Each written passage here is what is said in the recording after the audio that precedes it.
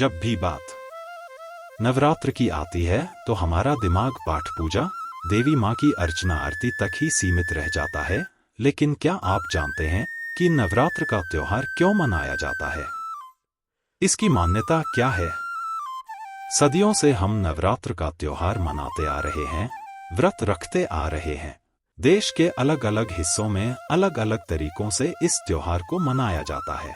कहीं कुछ लोग पूरी रात गरबा और आरती कर नवरात्र के व्रत रखते हैं, तो वहीं कुछ लोग व्रत और उपवास रखकर माँ दुर्गा और उसके 9 रूपों की पूजा करते हैं। लेकिन इस नवरात्र के पीछे असल कहानी क्या है? इससे जुड़ी एक पौराणिक कथा है। महिषासुर नाम का एक बड़ा ही शक्तिशाली राक्षस था।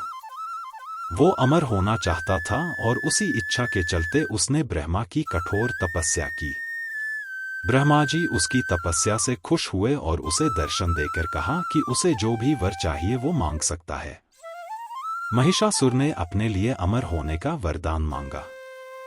महिषासुर की ऐसी बात सुनकर ब्रह्मा जी बोले, जो इस संसार में पैदा हुआ है उसकी मौत निश्चित है, इसलिए जीवन और मृत्यु को छोड़कर जो चाहो मांग लो।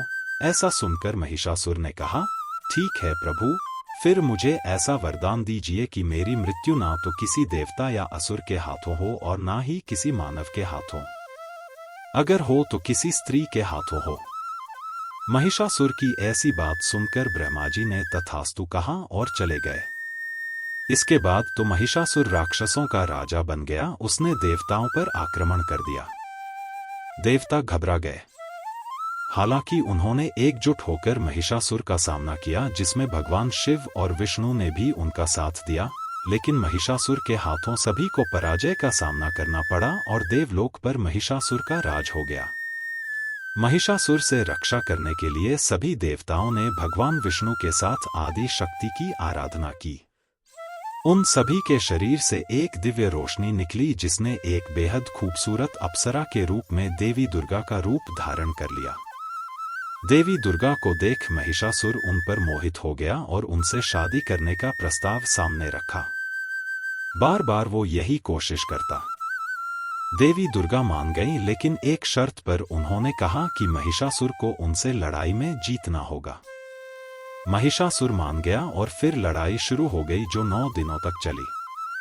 10वें दिन देवी दुर्गा ने महिषासुर का अंत कर दिया और तभी से ये नवरात्रि का पर्व मनाया जाता है। चैत्र नवरात्रि के अंत में राम नवमी आती है।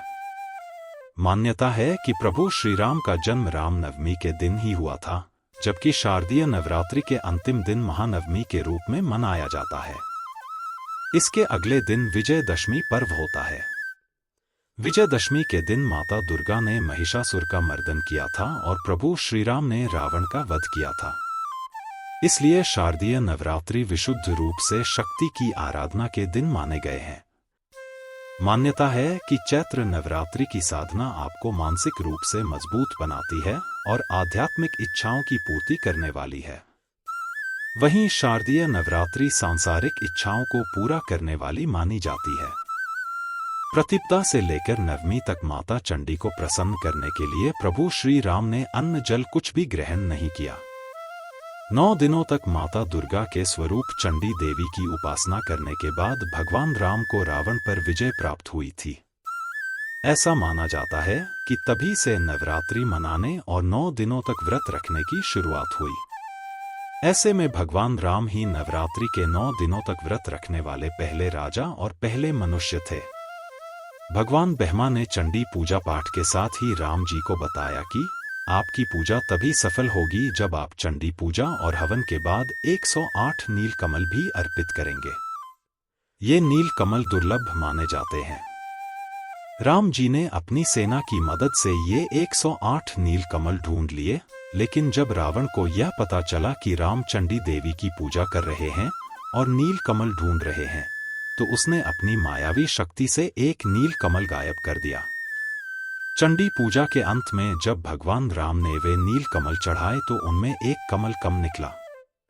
यह देखकर वो चिंतित हुए और अंत में उन्होंने कमल की जगह अपनी एक आंख माता चंडी पर अर्पित करने का फैसला लिया। अपनी आंख अर्पित करने के लिए जैसे ही उन्होंने तीर उठाया तभी माता चंडी प्रकट हुई और माता चंडी उनकी भक्ति से प्रसन्न हुई और उन्हें विजय का आशीर्वाद दिया।